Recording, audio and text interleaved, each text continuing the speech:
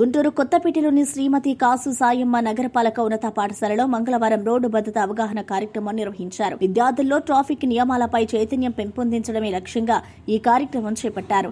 Road భద్రత అవగాహన director రాజకుమారి, RTO కార్యాలయ ఇన్స్పెక్టర్ మల్లేశ్వరి, కె సౌజన్య విద్యార్థులకు రోడ్డు నియమాలు వివరించారు.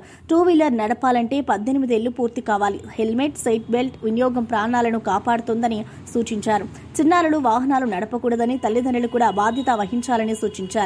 అనంతరం విద్యార్థుల చేత రోడ్డు భద్రతా నియమాలు పాటిస్తామని ప్రతిజ్ఞ చేయించారు. పాఠశాల ప్రధాన ఉపాధ్యాయులు షేక్ జిలానీ భాషా, ఉపాధ్యాయులు విజయ్ కుమార్, అబ్దుల్ ఖలీల్, సుధాకర్, వెంకటరవి తదితరులు పాల్గొన్నారు. అమ్మ కొన్ని రోజులు బాగా దిగులు పడిపోయింది. ఒక్కడే కొడుకు, చాలా ప్రేమగా చూసుకుంటుంది, చదివించుకుంటుంది.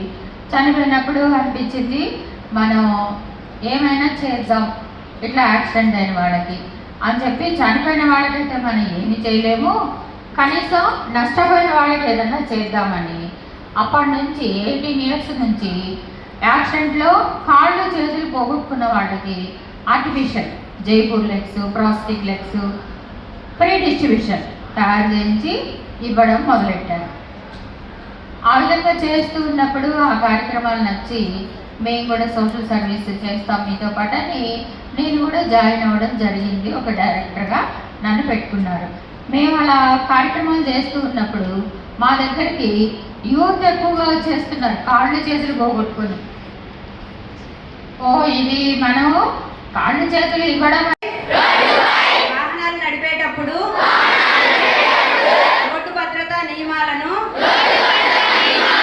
పాటిస్తానని, 2 వీలర్ నడిపేటప్పుడు హెల్మెట్ ధరిస్తానని, 4 వీలర్ నడిపేటప్పుడు